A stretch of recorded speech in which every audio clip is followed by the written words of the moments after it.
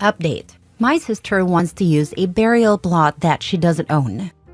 Original post. My sister, 57 female, and I, 63 male, are estranged for many reasons. She was the golden child. I was given a 63 Chevy pickup when I got my driver's license, while she got a Mustang convertible. I went to college and ended up with student debt.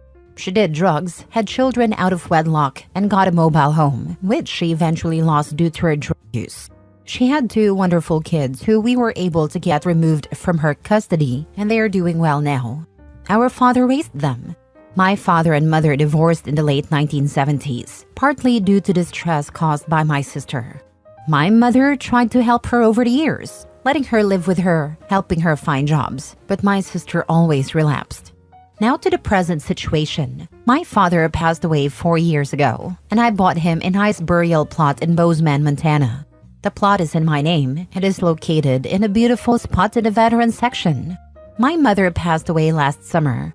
I was at the hospital when she died, but my sister was nowhere to be found. My mom and I were able to reconnect without her interference.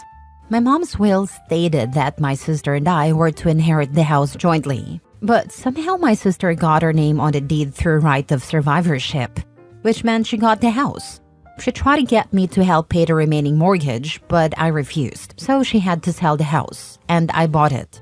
She was furious and took my mom's remains, disappearing so we couldn't hold a proper ceremony. Now, 6 months later, she has reappeared claiming that she's paying for a burial. But here's the catch. My mother was a veteran, so a veteran group is covering the room about $500, and the VA is providing the headstone. Then I get a call from the funeral home asking if they should bury her with my dad, someone she divorced 50 years ago. What do I do here? Now for the top advice before reading the updates. No, I'm so sorry for your loss. Now that you have nothing tying you to your sister, it's time to go no contact. I need to make it clear, I haven't talked to her directly in years. Only through lawyers and indirectly via my mother when she was alive. She knows better than to talk to me. The last time she contacted me, she claimed mom needed money for an oxygen concentrator. I was dumb and sent it. A few days later, she was arrested for an overdose. That ended that. In addition to the headstone, mom might also be eligible for burial at a U.S. veteran cemetery for free. Locate her DD-214 if you haven't already made other burial plans. We told her she could be buried for free at a national cemetery.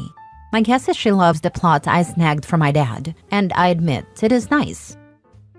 Mini update. I am going to clarify a few things. 1. My parents' divorce was finalized in 1983, but they had been separated around 1978. 2. Was she really a terror as a kid? Yes, she started using drugs at 10 and sneaking boys into the house at 13 when I was away at college, 1978 to 1983. I was out of state during this time. My father was a retired Navy officer and there was a recession. My mom worked, but it was a struggle. I got through college on student loans, scholarships, and part-time jobs. 3. My parents tried treatment and even tried buying her good behavior. My brother basically gave up and joined the army. He was part of the 101st Airborne Division, so not all of us turned out poorly. For some update, I spoke to the funeral home today. It seems that my sister's plan was to place my mom's remains in the veteran wall at the cemetery. However, Bozeman Cemetery is not part of the National Cemetery System. Normally, a wall interment would be free for a veteran, but since Bozeman isn't part of the system, it costs $500. So she pointed to my dad's plot and said, "Bury her there." The funeral home called me when they realized the plot wasn't owned by her or my dad. And now, here we are. I'm trying to see if we can get the wall slot again. For now, my mom's remains are back at the funeral home. Now for the full updates. First update. After doing some research, I offered to pay to inter my mother in the veteran wall. My sister threw a fit, not directly to me as we don't talk, but through the funeral home. She let them know she wouldn't return the remains. I would have to buy a new plot, but I just bought a house and I'm in the process of furnishing it. So money is tight. She knew that. She is mad I bought my mom's house. She has driven by it several times. I'm about to put it on the short-term rental market.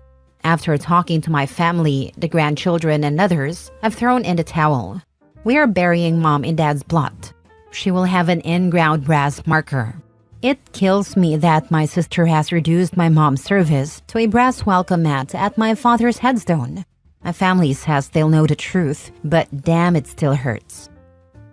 You are a family member. You can have her moved once it's done. I was going to suggest the same thing, and the entitled witch can go F herself. But don't tell anyone, just quietly do it. Just dig her up and put her somewhere else once this has settled down. Your father will thank you. Good thought. Don't get caught though. It's actually desecration of a grave.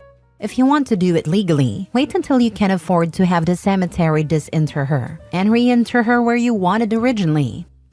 Although my mother was a fan of horror movies, I think she'd find it funny to imagine me digging up her urn to spread her ashes. Side note, her father, after retiring from the Navy, worked as a gravedigger. My mom told me she used to bring him lunch while tending the cemetery. They lived near it, so she would explore it at night. Her sister even became a mortician for women in the late 1950s and early 1960s.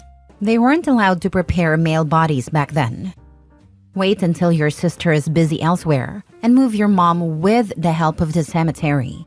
Leave the marker just so you can laugh when she goes to visit. Second update. Today is the day of the burial. I was going to update afterward just to say we got it done, but the last 20 hours has been wild. My sister canceled the room at the funeral home and made it a graveside service only. She got a refund for the room. The reason she gave? They're shooting guns for the salute, so it should be outside. I found it when the funeral home called last night to ask me to pick up the urn and take it to the grave.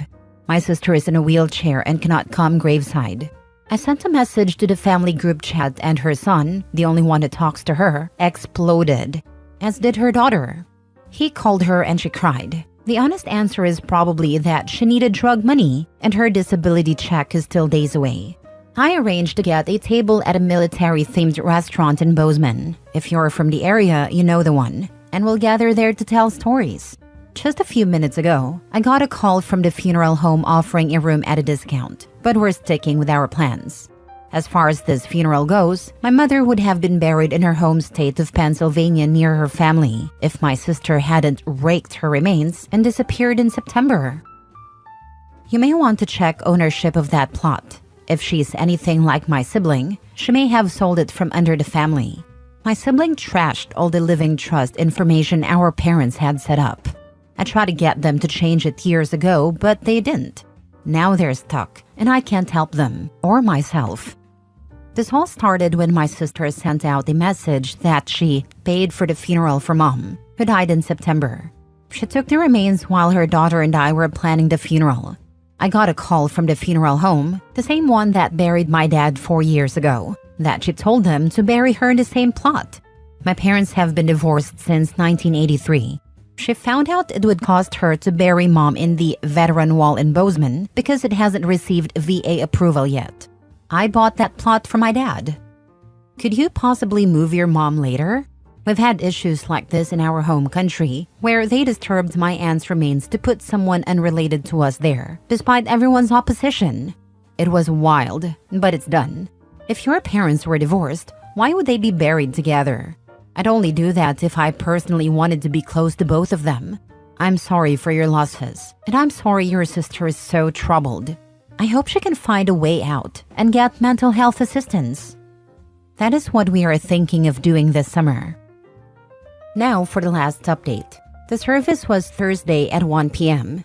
The American Legion Gallatin Valley Post 14 performed the final salute with a rifle volley and taps. The Navy sent an officer and an enlisted member to present the flag.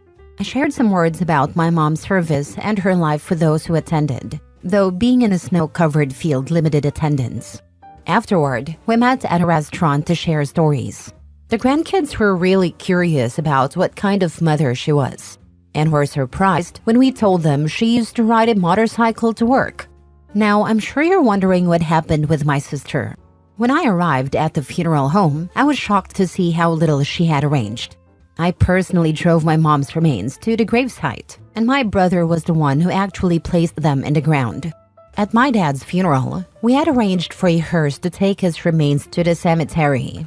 This time, it was a bit funny. My wife, my brother, my mom's aunt and I took a quick drive down Main Street in Bozeman to say goodbye before heading to the cemetery.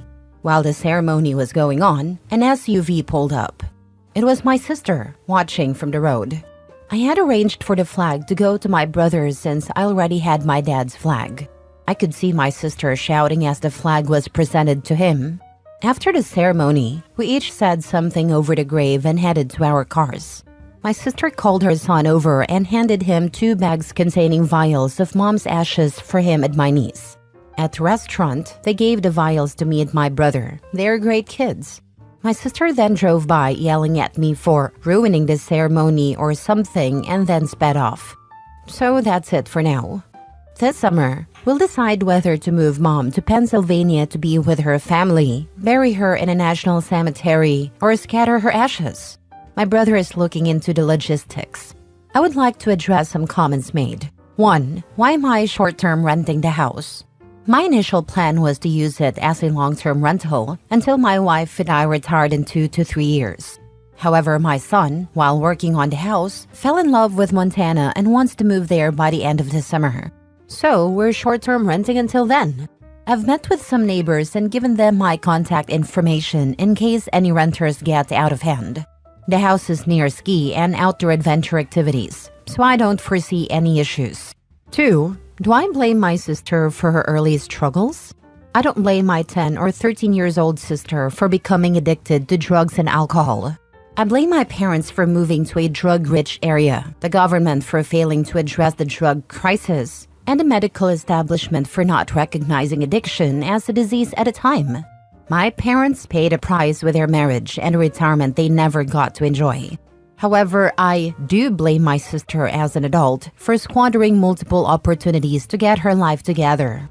She was given a car, repossessed, a mobile home, lost because she spent welfare money on drugs instead of space rent, and a truck, a partially restored 1963 Chevy C10, which she sold for drug money.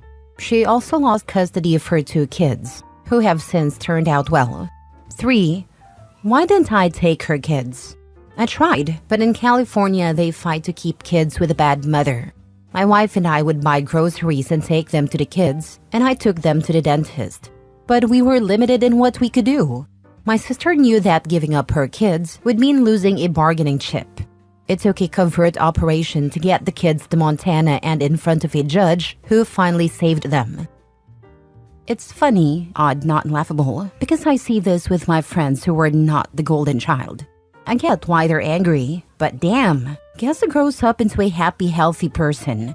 Certainly not the golden child. I know 2 men who had to pay for everything while their siblings got everything handed to them just because they asked.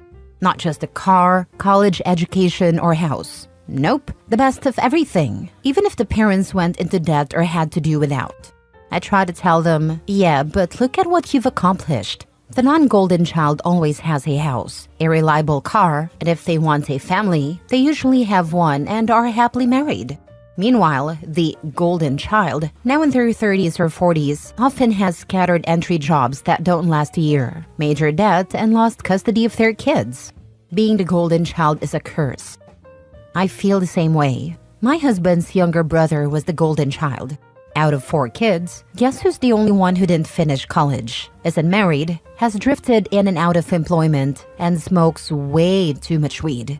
My husband says he's lucky he wasn't the golden child because it ruined his brother's life. Last story. Kicked out my girlfriend's pregnant sister who is in a bad situation.